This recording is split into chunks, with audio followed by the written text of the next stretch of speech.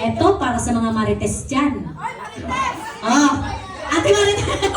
Ate, sumali ka kaya! Ate Marites! Ate Marites! Naghihintay lang ang tawagin, kunyari pa yan. Mag-interest ka ba ng ganyan kung hindi? There is mga topic na madalas pag-usapan o pag-chismisan ng mga marites. In 3, 2, 1, go! Siguro malandi. Sinong malandi? Yung ex ko. Teka lang! Masabi ko sino malandi? Yung ex ko. Aray ko. So pag mga lalaki ang chismisan, ang pinag-uusapan nila ay yung mga malalanding ex nila. Grabe naman kayo. Magjojowain ko pinag-prankan yung ex. Okay. Buntis na ba? Buntis na kapitbahay! Totoo yan, madaling araw pa lang may mga nagchichismisan na nabuntis na kapitbahay. Pero teka lang sa information lang po ng lahat, hindi po ako buntis. Ako po ay nakadress lamang, napilitan ko. Okay? Sige kuya, ka naman. Yung nakikipag-date sa tabi-tabi. Nakikipag-date sa tabi-tabi. Ayuda, bago pataka.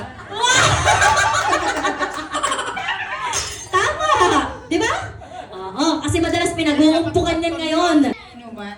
Mga nag-iinuman, mga lasinggero ang topic ninyo sa inyo? Hindi. O, ba't ito yung sinabi mo? Pabihira, hindi nyo pala topic, ba't yun yung sinabi nyo sa akin? Hindi pala siya lumalabas ng bahay. Out na. Para lang to sa mga marites. Sige pa, ate, joke lang. Ikaw naman, ate Bunso. Go! Katrabaho. Katrabaho!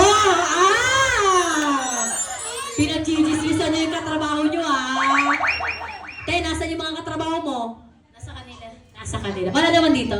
Okay lang kasi naka-video to. Ipopost natin to. Tapos yun i-highlight ko. Okay, sige. Sister. Eto si sister. Kami na marites namin, si SRI, si PEI, at si PBB. Yay! Everybody put your hands in the air. Paano naman yung dalawa? Teacher din niya na. Inubusan mo na. O, tanggal na yung dalawa.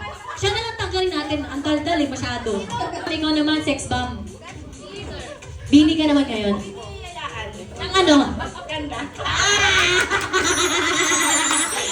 Teka lang. Sa nga ano yan sa sex bomb? Get? 1, 2, 3, go! Dalawa. Sabay kayo, te. Sabay kayo. Go. Ano po? Kapit. Kabit. Pinagchichismisan yung mga kabit.